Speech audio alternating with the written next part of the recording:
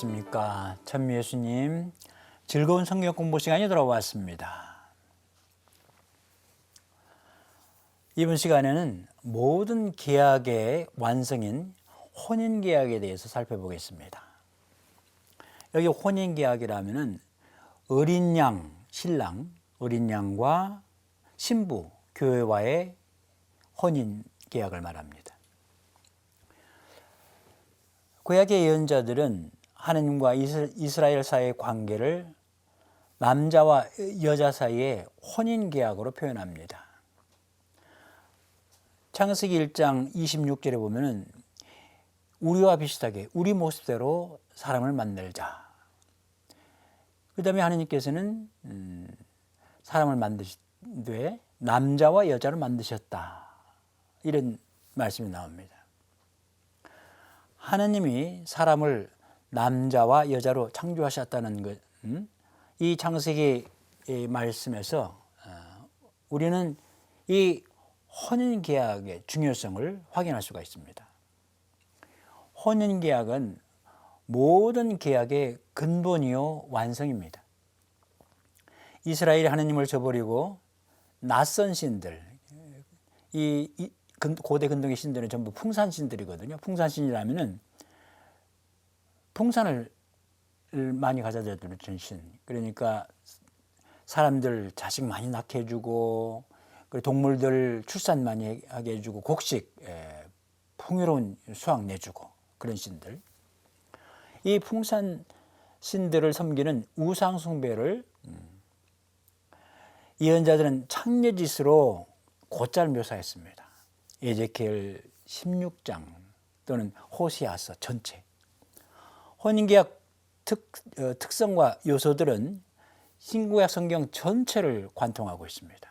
그래서 혼인계약에 대해서 제대로 알면은 많은 그 말씀들이 쉽게 이해가 됩니다. 우선 피해 계약, 구약의 계약들을 좀 종류별로 열거를 하겠습니다. 피해 계약, 이건 종이 계약이에요. 성경에서 계약에 대한 최초의 언급은 하나님께서 노아와 맺으신 계약입니다. 노아는 홍수가 끝난 다음 방주에서 나와 제단을 쌓고 주님께 번제물을 바칩니다. 짐승을 죽여서 태워 바치는 거죠.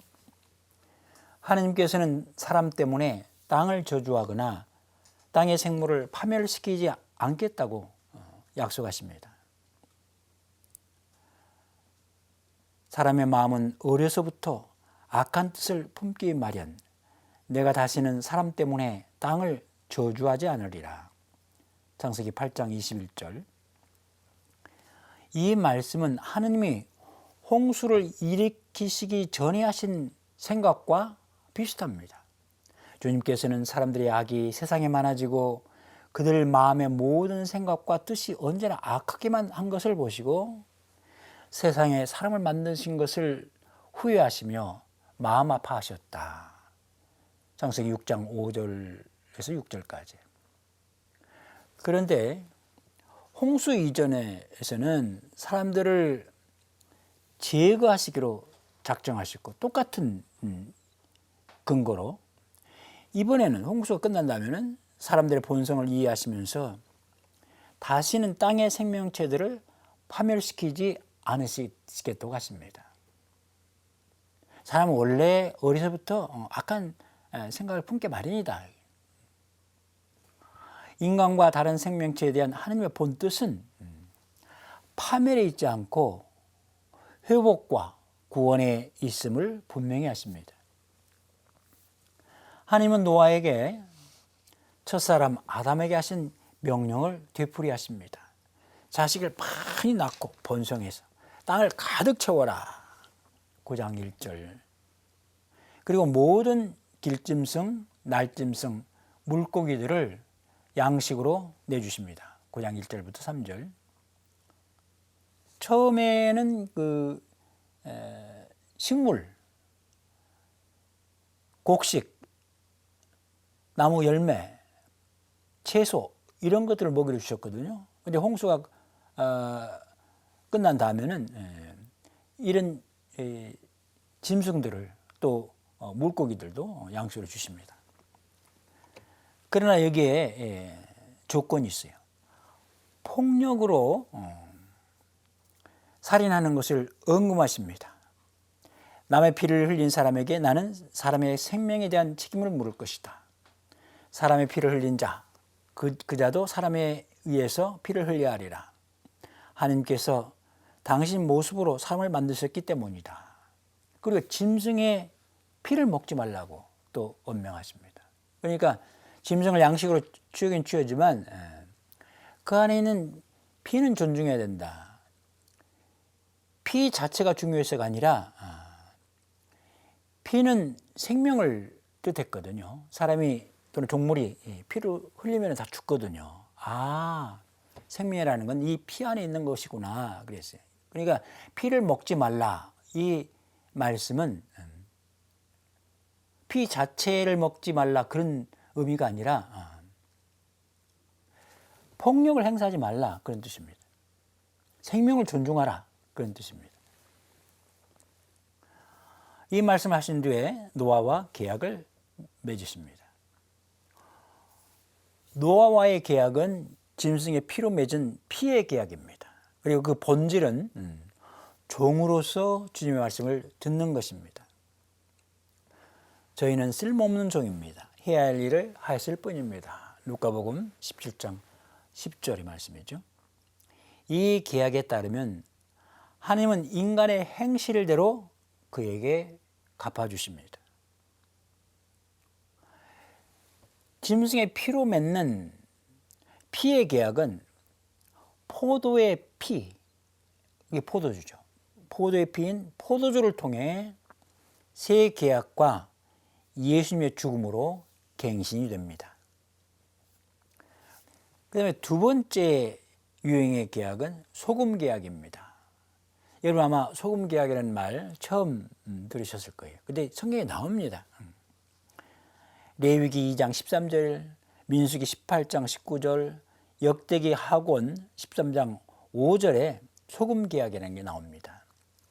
소금 계약은 환대와 우정을 뜻하고 친구의 관계를 말합니다. 고대 히브리인들은 작은 소금 주머니를 가지고 다녔습니다. 소금이 아주 중요했죠. 계약을 맺고 싶을 때 한 그릇에 각자의 소금을 섞어 담고 그것에 빵을 찍어 먹었습니다. 그런 다음에 서로 각자의 주머니에 소금을 나눠 담습니다. 계약을 깨뜨릴 때는 서로 자기 소금을 골라내야 합니다. 이게 가능합니까? 불가능하죠.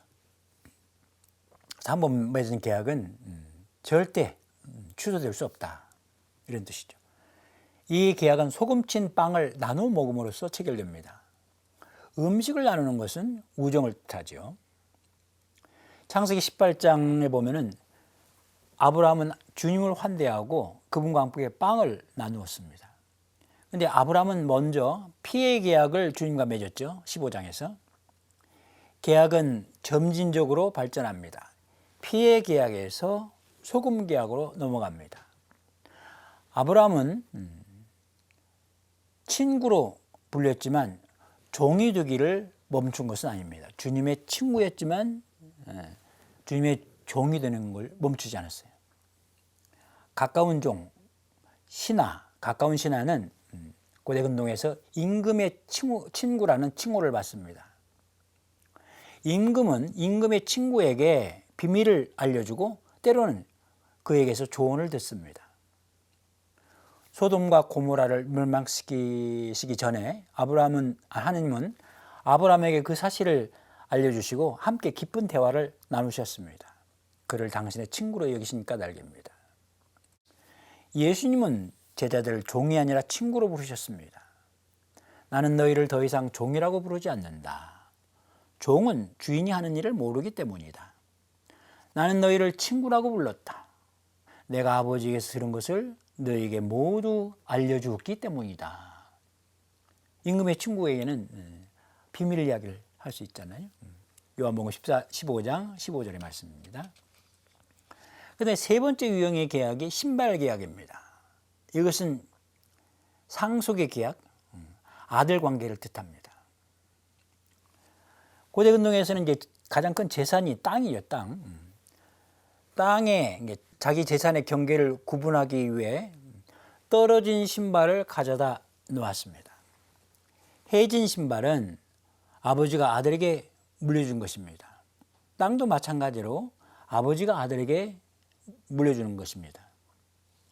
땅의 경계 표지를 함부로 옮겨서는 안 됩니다. 법으로 엄격하게 금지되어 있었습니다. 모세는 시나이산에서 신발을 벗었어요.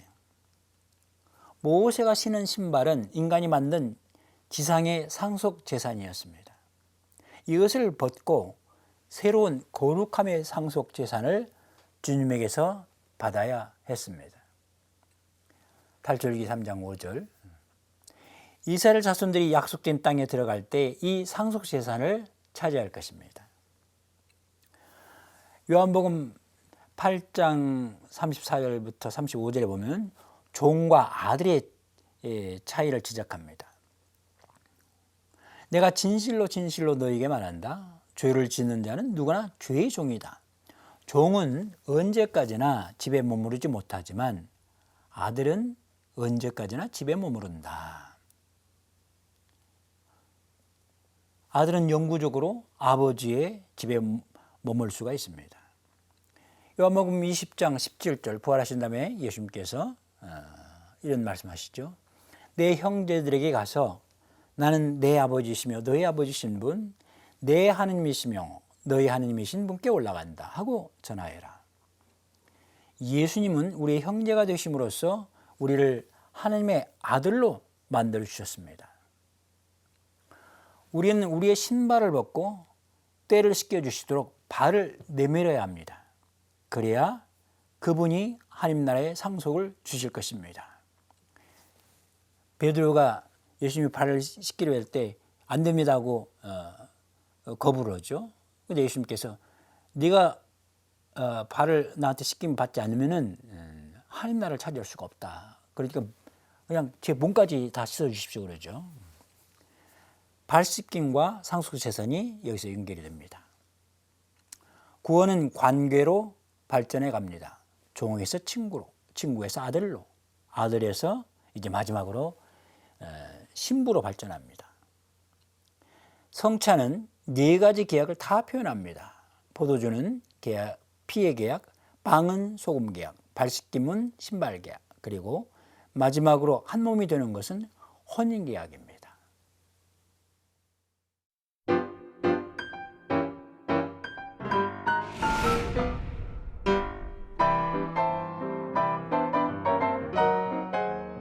성경을 올바로 이해하려면 고대 히브리 혼인 계약을 알아둘 필요가 있습니다.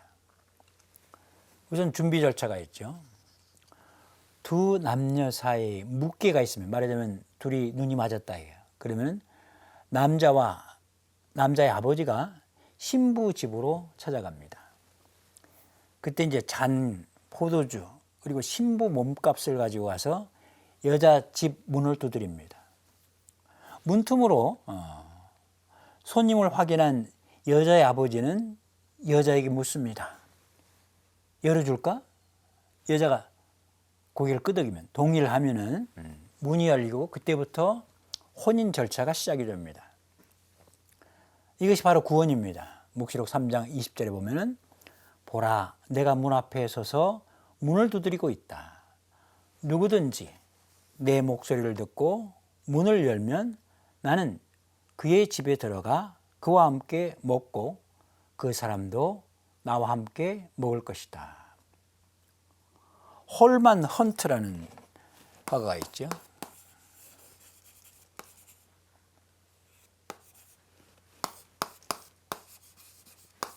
홀만 헌트. 여러분 이 그림 보셨을 거예요. 세상의 빛이라는 제목의 그림인데요. 예수님이 문 밖에 서서 문을 두드리고 계시는데 문 손잡이가 없습니다. 예수님이 열 수가 없어요. 신랑이 강제로 문을 열 수가 없습니다. 신부가 열어줘야 돼요. 이제 신부 측과 신랑 측 사람들이 만나서 이제 포도주를 마십니다. 포도주는 이제 네 개의 그 잔에 마시는데 첫 번째 잔은 피해 계약을 뜻해요. 남자와 아버지, 여자와 집안 식구들이 함께 마십니다. 두 번째 잔은 소금 계약을 뜻하는데요. 이것은 이제 약혼의 잔입니다. 첫 번째 잔은 성별의 잔이고 두 번째 잔은 약혼의 잔입니다. 신랑 신부 그리고 그 두 아버지만 마십니다. 세 번째 잔, 이 신발 계약을 뜻하는데요. 이게 상속의 잔입니다. 만찬을 마칠 때 신랑 신부만 마십니다. 이때 이제 서기관이 케투바 이 혼인 문서인데요. 케투바 혼인 계약서 미리 작성해서 가져옵니다.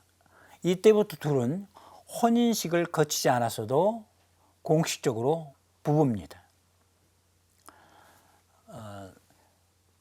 성모님과 요셉 성인 바로 이 케투바를 교환한 거죠.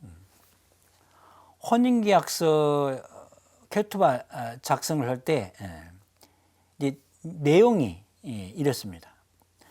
그 안에 들어가 있는 내용은 첫 번째, 두 집안에 얽힌 역사. 보통으로 동네에서 이렇게 혼인을 하기 때문에 양쪽 집안을 다 알고 있는 거죠. 두 집안에 얽힌 역사, 족보 또는 그 일화.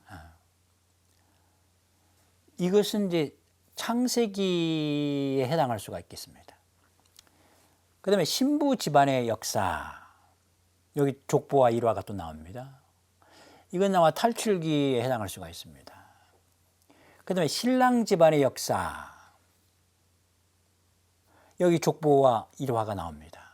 이 레위기에 해당할 수 있습니다. 하느님의 집안, 곧 레위인들의 역사가 나오죠. 그 다음에 신랑 신부의 사랑 이야기, 이게 이제 민수기입니다. 광야에서 하느님이 신부 이스라엘을 만나서 어떻게 사랑을 나누셨는가, 또 그분의 기쁨과 슬픔을 표현하고 있습니다. 그 다음에 혼인 전과 혼인한 후에 신랑 신부가 져야 할 책임, 이게 신명기에 해당되는 거죠. 그래서 모세오경 그 자체가 케투바 그 유비입니다. 아니 유비가 아니라 그 자체입니다. 혼인계약서의 내용 자체입니다. 세 번째 잔을 마신 다음에 신랑이 이행해야 될 세 가지 의무가 있습니다. 첫째, 신랑은 신부의 몸값을 지불해야 됩니다. 은전으로 보통 30세켈. 이것은 이제 탈출기 21장 32절에 보면 30세켈은 남종의 몸값입니다. 근데 만일 이 몸값을 받고 신부가 처녀가 아니라는 것이 들통이 났다. 그러면 100% 환불을 받습니다. 그런데 두 번째, 신랑이 신부와 함께 살 집과 가구를 준비합니다. 1, 2년 걸릴 수가 있습니다. 이 기간에 둘이 직접 만나는 경우는 거의 없습니다. 더구나 동침은 할 수 없고요. 이 준비의 완료 시점은 오로지 신랑 아버지만이 합니다. 마르코복음 13장 32절에 이런 말씀이 나오죠. 그날과 그 시간은 아무도 모른다. 하늘의 천사들도 아들도 모르고 아버지만이 아신다. 보통 신혼집은 신랑 아버지 집에 방 한 칸을 달아매는 것입니다. 그래서 요한복음 14장 2절부터 3절에 보면은 예수님께서 이런 말씀을 제자들에게 하시죠. 내 아버지 집에는 거처할 곳이 많다. 그렇지 않으면 내가 너희를 위하여 자리를 마련하러 간다고 말했겠느냐. 내가 가서 너희를 위하여 자리를 마련하면 다시 와서 너희를 데려다가 내가 있는 곳에 너희도 같이 있게 하겠다. 히브리인들의 그 혼인계약, 유다인들의 혼인계약을 보면은요, 여기 많은 요소들이 있는데, 복음서 여러 군데에 이 요소들이 막 흩어져 있습니다. 그 다음에 신랑이 또 해야 될 의무가 또 있는데, 그것은 혼인 날짜가 가까웠음을 신부 측에 귀뜸합니다. 혼인 날짜가 가까웠다. 그 말은 신랑 아버지가 신혼 집을 마련해 놓았다는 거예요. 완성이 됐으니까 이제 혼인식을, 혼인잔치를 벌이면 되겠다. 이때까지 서로 이제 떨어져 있었잖아요. 그래서 요셉과 마리아 성모님 이야기를 보면은요, 요 기간에 성모님이 임신을 하신 거예요. 그래서 요셉은 깊은 그 혼란에 빠지는 거죠. 이거 어떻게 해야 되는가.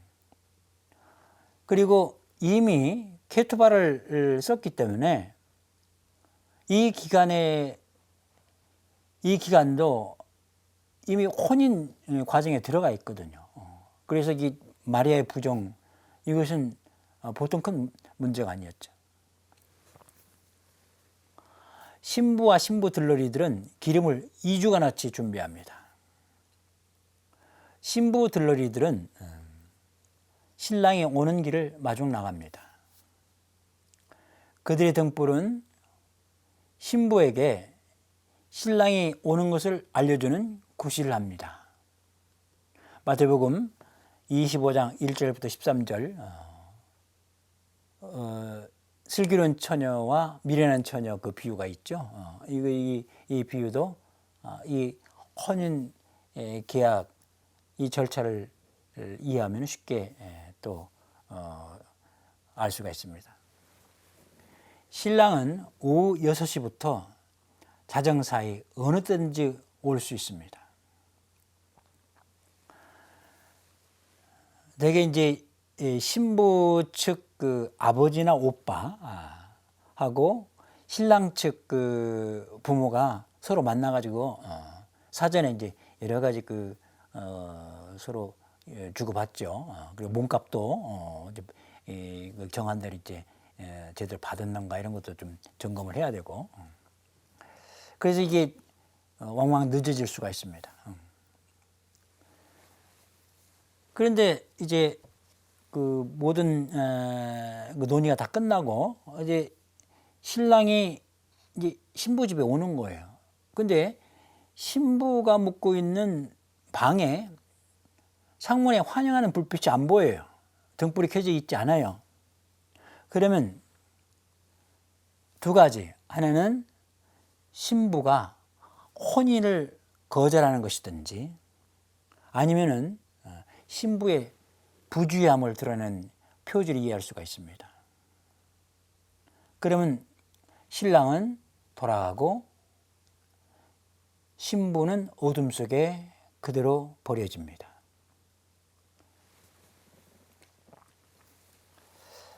모든 계약에서처럼 혼인계약도 그 주체는 하느님 또는 신랑입니다. 그러나 여기서 가장 중요한 거, 그것은 객체인 우리 인간의 자유로운 응답입니다. 여기 보면은 신부의 동의, 이게 굉장히 중요해요. 처음에 그 약혼을 할 때 그때도 신부 아버지가 문을 열어줄까 하고 신부의 그 의견을 묻잖아요. 그리고 마지막이에요. 혼인잔치 이 순간에도 신부가 묵고 있는 방에 불이 켜져 있어야 돼요. 계약의 제한은 우리에게 엄청난 혜택이고 은총이지만 그 제한을 받아들이는 우리 입장에서는 온전한 자유로 그 제한에 응답할 의무가 있습니다.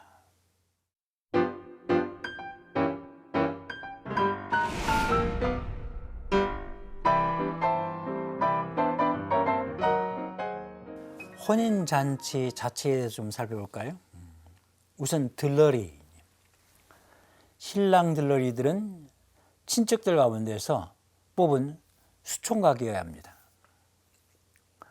신랑은 신랑 들러리들과 함께 신부 집으로 옵니다. 그때 그들은 트럼펫을 불죠. 나팔을 붑니다. 신부 들러리들이 신부에게 나팔 소리를 듣고 신랑이 온다고 알립니다. 그러고는 신랑 일행이 도착하자마자 신부를 잽싸게 채갑니다. 그 사이에 신부 들러리들은 서둘러 혼인잔치 집으로 향하는데 그때 등불을 켜들고 갑니다. 신랑은 신부의 손을 잡고 피로연 장소로 들어갑니다. 그날 밤의 주비는 신부입니다. 이제 피로연 장소로 들어가면은 이제 빨간 그 천으로 이게 돔처럼 이렇게 되어 있는 지붕이 이렇게 되어 있는 그 아래에 신랑 신부가 섭니다. 이때 신랑은 장미 화환을 머리에 씁니다. 장미꽃으로 장식된 화환인데 이때 화환에서 가시를 제거하지 않습니다. 화환은 가시를 포함하고 있어요. 두 사람의 사랑이 기쁨과 고통을 줄 것이기 때문에 그렇습니다.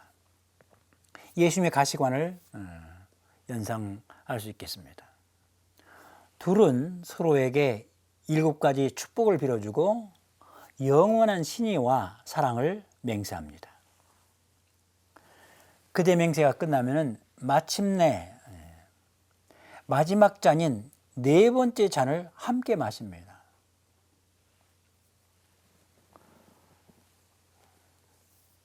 처음에 이제 피해 계약에 대해서 말씀드렸죠. 4번째 잔을 마신 다음 신랑은 잔을 땅에 내려놓고 그 잔 위에 발을 올려놓습니다. 그리고 그 신랑 발 위에 신부가 또 발을 올려놓습니다. 그리고는 함께 잔을 밟아 깹니다. 아무도 그 잔에서 포도주를 마시지 못하도록 하기 위한 것입니다. 이는 두 사람 사이의 배타적인 독점성을 의미합니다. 여기 두 사람 사이에 어느 누구도 무엇도 끼어들 여지가 없습니다. 이것이 피해 계약입니다. 마르코복음 14장 24절부터 25절에 보면 이는 많은 사람을 위하여 흘리는 내 계약의 피다. 내가 진실로 너희에게 말한다. 내가 하나님 나라에서 새 포도주를 마실 그날까지 포도나무 열매로 빚은 것을 결코 다시는 마시지 않겠다. 그 다음에 소금 계약.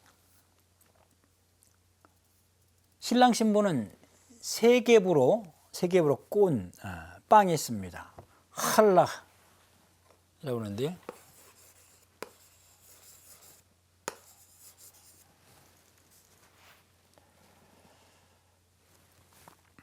이게 구투롤이라서 할라. 이 빵을 들어 축복한 다음 쪼개서 소금에 찍어가지고 서로에게 먹여줍니다. 그 다음에 신발 계약. 신랑은 신부의 해진 샌들을 벗겨내고 발을 씻겨준 다음 새 신발을 신겨줍니다. 그리고 마침내 합방. 혼인은 이제 완성 단계에 들어갑니다. 이제 모든 게 순조롭게 진행되지만 신부가 처녀가 아닌 것이 드러나면, 더구나 신부가 임신한 것이 드러나면 상황이 급반전됩니다. 이런 상황에서 옛 히브리 관습에 따르면 신랑은 4가지 선택을 하게 됩니다. 첫째, 신부에게 부정함에 대한 대가를 지불하게 합니다. 그 대가라는 건 죽음입니다. 둘째, 신부에게 조용히 이혼장을 써주고 신부를 떠납니다. 착한 신랑이죠. 요셉이 이런 식으로 성모님을 떠나려고 했어요. 그런데 이 경우에 다른 증인들이 신부의 간통 사실을 알고서 고발할 경우 신부는 죽음에 처해질 수밖에 없습니다. 세 번째, 신랑이 신부가 처녀인 것처럼 속이고 함께 예식을 치른 다음 아이를 낳으면 자기 아이로 키웁니다. 예를 들어서 요셉과 성모님, 요셉 낳고 난 다음에 그다음에 이집트로 피신 가셨잖아요. 그랬다가 이제 몇 년 후에 돌아왔습니다.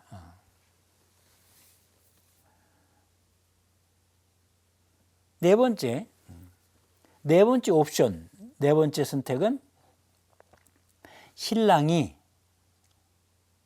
신부의 고엘, 구원자가 돼서 신부의 죗값을 자기가 대신 치릅니다. 신부가 죽어야 되는데 신부 대신 자기가 죽겠다는 거예요.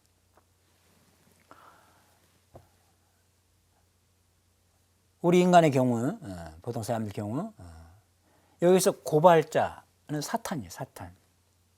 악마입니다. 사탄이 우리를 고발합니다. 묵시록 12장 10절에 보면은 우리 형제들을 고발하던 자, 하느님 앞에서 밤낮으로 그들을 고발하던 그 자가 내쫓겼다. 죄값은 죽음이죠. 로마서 6장 23절. 죄의 값은 죽음이다 하고 죽음입니다 라고 바울 사도 말씀하시죠. 그러나 예수님은 이미 당신의 생명으로 신부를 속량하셨습니다. 로마서 5장 8절에 보면 우리가 아직 죄인이었을 때 그리스도께서 우리를 위하여 돌아가심으로써 하나님께서는 우리에 대한 당신의 사랑을 증명해 주셨습니다. 그러니 누가 우리를 단죄할 수 있겠습니까? 그 다음에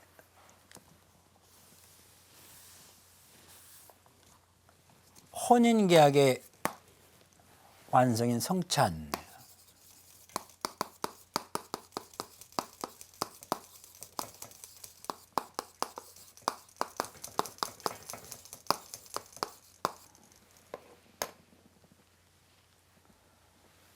앞에서 성찬은 새 계약이라고 말씀드렸어요. 이스라엘은 일방적으로 계약을 파기했습니다. 호세 예언자는 자신의 불행한 혼인 생활로 이를 일깨웠습니다. 우리는 새 계약에 대한 구약 성경 말씀을 살펴보고 또 신약 성경에서 히브리서 8장과 10장에 이 예레미야서 31장이 연이어 인용된 걸 보았습니다. 세 종류의 만찬을 하시기 전에 이제 발을 씻으시죠. 요한복음 13장 1절부터 11절. 이건 신발 계약을 뜻하죠. 제자들은 이 계약을 통해 예수님과 함께 공동 상속자가 되었습니다. 그래서 베드로에게 하시는 말씀, 내가 너를 씻어주지 않으면 너는 나와 함께 아무런 몫도 나누어 받지 못한다. 요한복음 13장 8절. 루카복음 성찬 제정 기사를 보면은 여기 빵의 계약과 피의 계약이 나옵니다. 빵의 계약은 친구가 되는 계약이죠. 빵. 조금 계약. 이는 너희를 위하여 내어주는 내 몸이다. 누가복음 22장 19절. 그리고 요한복음 15장 13절에는 이런 말씀이 나옵니다. 친구들을 위하여 목숨을 내놓는 것보다 더 큰 사랑은 없다. 피의 계약은 죄와 죽음의 종살이에서 인간을 해방시킵니다. 이 자는 너희를 위하여 흘리는 내 피로 맺는 새 계약이다. 루카복음 22장 20절, 마태복음, 마르코복음에도 또 고린도일서에도 나오죠. 피의 계약도 빵의 계약처럼 자기 봉헌으로 이루어집니다. 자기 봉헌은 십자가 죽음으로 완결됩니다. 십자가 죽음은 신의 계약의 완결입니다. 더 이상 짐승의 피가 아니라 하느님과 인간의 피로 이 계약이 봉인됩니다. 성찬은 혼인 계약의 절정입니다. 하느님과 인간이 한 몸이 되는 것입니다. 성찬의 잔은 지상의 삶에서 마지막 잔입니다.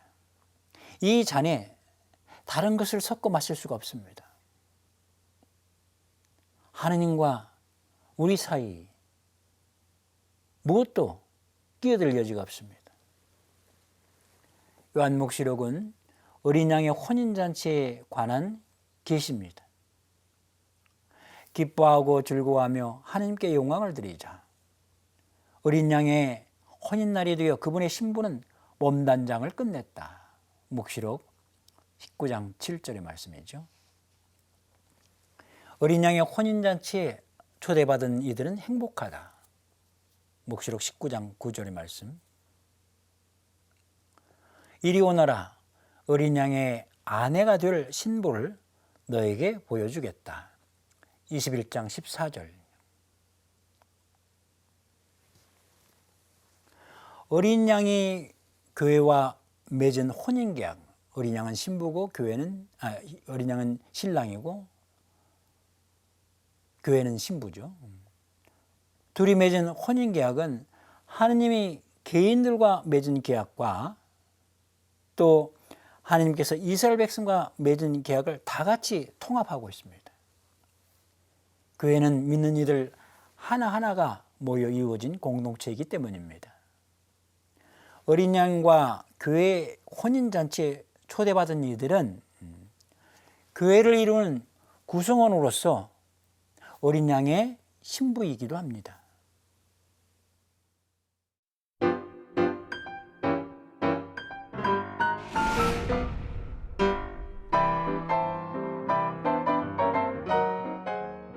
앞에서 계명에 대해서 좀 다뤘습니다. 그리고 새 계명에 대해서 말씀드렸어요.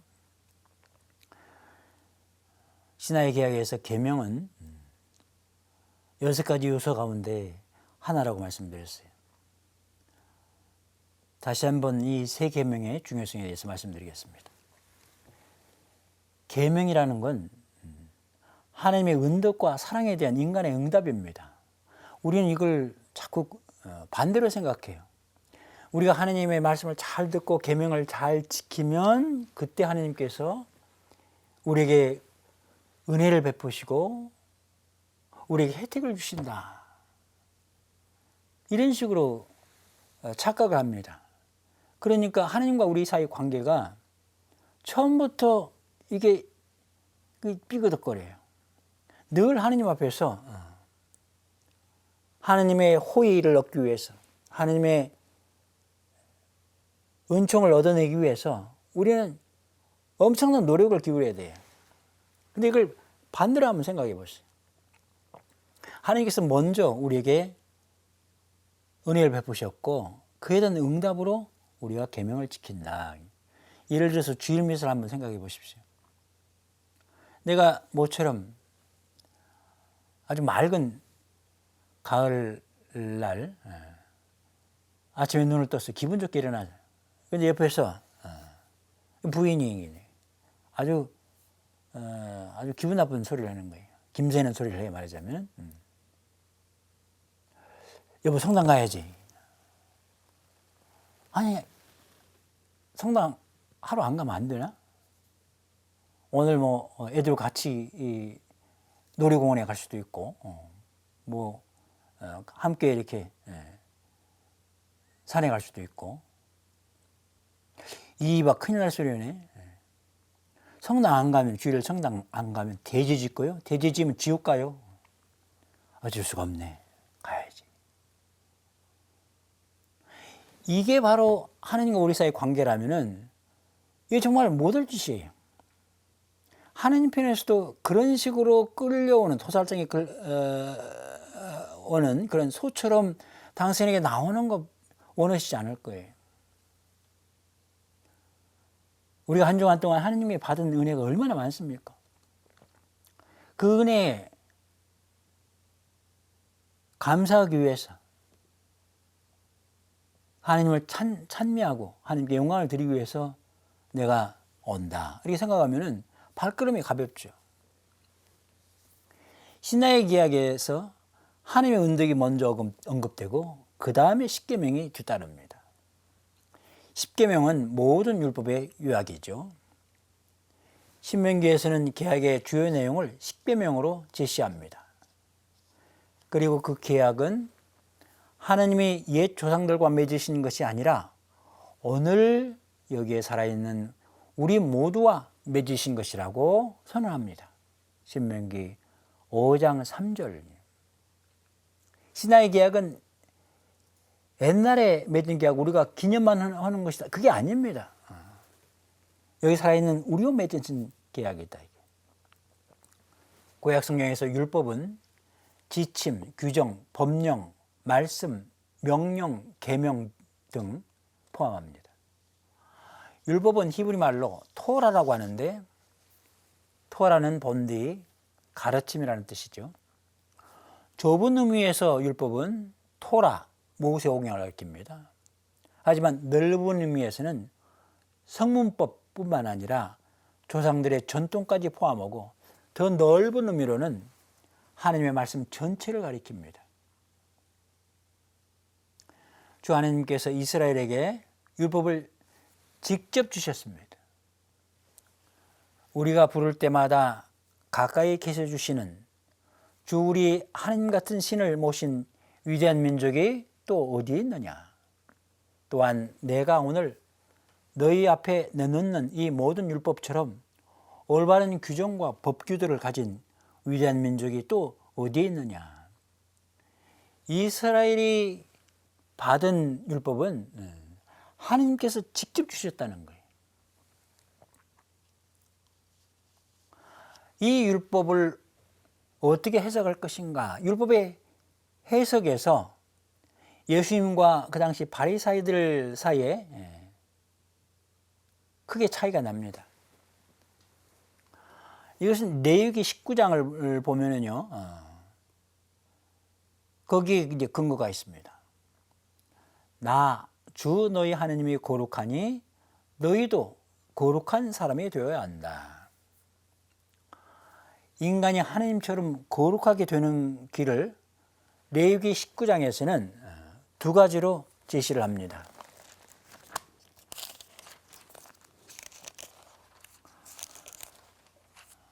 레위기 19장은 율법의 두 가지 측면, 곧 제의적 정결, 제사의식, 제사를 지낼 때, 하나님 앞에 섰을 때 어떻게 깨끗함을 유지할 것인가. 그 다음에 이웃사랑, 제의적 정결은 19장 5절부터 8절까지 나오고, 그 다음에 이웃사랑의 실천은 13절부터 18절에 나옵니다. 이 두 가지를 다 포함하고 있어요. 제의적 정결과 이웃사랑을 다 포함합니다.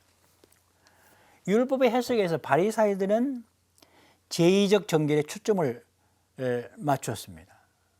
하지만 예수님은 이웃사랑에 초점을 맞추었습니다. 19장 18절에 보면 너희는 동포에게 안가품하거나 앙심을 품어서는 안 된다. 네 이웃을 너 자신처럼 사랑해야 한다. 나는 주님이다. 이렇게 되어 있습니다.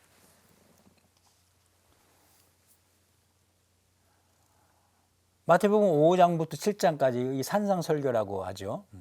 일찍이 인도의 성자 간디가 이 이상의 윤리는 없다. 최고의 윤리다. 이렇게 칭송을 했어요.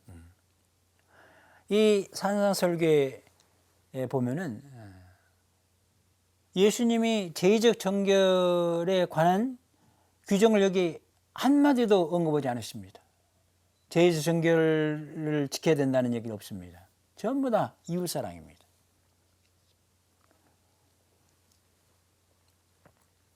그런데 레위기의 이웃사랑은 히브리 동족으로 한정이 됩니다. 여기 보면 너희는 마음속으로 형제를 미워서는 안 된다. 동족의 잘못을 서슴없이 꾸짖어야 한다. 너희는 동포에게 앙가품하거나 앙심을 품어서는 안 된다. 이런 식으로 되어 있어요. 예수님의 이웃 개념은 동족의 한계를 넘어섭니다. 도움을 필요로 하는 사람은 누구나 이웃입니다. 나중에 우리가 또 살펴보겠지만 착한 사마리안의 비유 여기서 잘 드러나고 있습니다. 누가복음 10장 29절부터 37절에 나오죠. 하나님께서 바라시는 것은 희생 제물이 아니라 자비입니다. 너희 아버지께서 자비하신 것처럼 너희도 자비로운 사람이 되어라. 누가복음 6장 36절. 율법의 근본 정신은 하느님 사랑과 이웃 사랑, 곧 사랑의 이중 계명입니다. 마태복음 22장 36절부터 40절, 또 누가복음 10장 27절에 잘 나와 있어요. 십계명도 처음 세 계명, 상삼계라고 그러죠. 하나님 사랑에 관한 것이고 뒤에 7계명, 하7계, 이것은 이웃 사랑에 관한 것입니다. 사랑의 이중 계명, 두 가지 중요한 계명은 모든 번제물과 희생제물보다 낫습니다. 뛰어납니다. 마태복음 12장 33절에 나와요. 이미 구약에서 하느님은 제물보다 당신의 말씀을 듣는 것을 좋아하신다고 분명히 말씀하셨습니다. 앞서 그 시편 40장인가요? 제가 히브리서 이야기하면서 말씀드렸던 것 같습니다. 또 구약에서 보면은 사무엘 상권 15장 22절, 또 예레미야서 7장 21절에서 23절 앞서 제가 인용을 했죠. 예수님은 하나님 사랑과 이웃 사랑을 하나로 묶어 세 계명을 선포하십니다. 사도 바울도 모든 율법을 한 계명으로 요약했습니다. 사실 모든 율법은 한 계명으로 요약됩니다. 곧 네 이웃을 너 자신처럼 사랑하여라 하신 계명입니다. 갈라디아서 5장 13절. 우리가 그분에게서 받은 계명은 이것입니다. 하나님을 사랑하는 사람은 자기 형제도 사랑해야 한다는 것입니다. 요한일서 4장 21절. 예수님은 고통받는 사람들, 어려운 처지에 있는 사람들과 당신 자신을 동일시하고 그들에게 베푸는 사랑이 곧 당신에게 주는 사랑이라고 하십니다. 저 유명한 마태복음 25장 31절부터 40절에 나오는 최후 심판의 비유죠. 계명의 실천은 사랑의 표현입니다. 그리스 사상에서 보면은요, 사랑은 주로 감정입니다. 내가 어떤 사람 만나가지고 갑자기 그 가슴이 뜨거워져요. 사랑하게 되면 심장이 벌렁벌렁 뜁니다. 내가 그 사람을 사랑하는구나. 근데 히브리 사상에서는 사랑은 선택입니다. 아버지나 어머니를 나보다 더 사랑하는 사람은 나에게 합당하지 않다. 아들이나 딸을 나보다 더 사랑하는 사람도 나에게 합당하지 않다. 마태복음 10장 37절. 하느님을 사랑한다는 말은 그분의 계명을 실천한다는 뜻입니다. 예수님을 사랑하는 사람은 그분의 계명을 지킵니다. 예수님의 계명을 실천하는 이는 아버지께 사랑을 받고 예수님도 그를 사랑할 것입니다. 내 계명을 받아 지키는 이야말로 나를 사랑하는 사람이다. 나를 사랑하는 사람은 내 아버지께 사랑을 받을 것이다. 그리고 나도 그를 사랑하고 그에게 나 자신을 드러내 보일 것이다. 요한복음 14장 21절. 하느님을 아는 사람은 그분의 계명을 지킵니다. 요한일서 2장 3절부터 4절. 계명을 지키면 하나님의 사랑이 그 사람 안에서 완성이 됩니다. 2장 5절. 계약은 선물이자 과제입니다. 계약을 통해서 하나님은 우리 하나님이 되시고 우리를 당신 눈동자처럼 보호해 주십니다. 우리 편에서는 이 하느님의 선물에 사랑의 계명을 실천하는 것으로 응답해야 합니다. 선물은 우리 자신만을 위해서 사용해서는 안 되고 다른 이들과 함께 나누어야 합니다. 그것이 바로 내가 너희를 사랑한 것처럼 너희도 서로 사랑하라는 예수님의 유언의 본뜻입니다. 이것으로 두 번째 맥, 계약과 계명에 대한 강의를 모두 마치고 다음 시간부터는 세 번째 맥, 구원의 역사에 대해서 살펴보겠습니다. 강복드리겠습니다. 주님께서 여러분과 함께 전능하신 천주 성부와 성자와 성령께서는 이 방송을 시청하는 모든 이들에게 축복을 내리시어 길이 머물게 하소서. 아멘. 말씀 안에서 행복하십시오.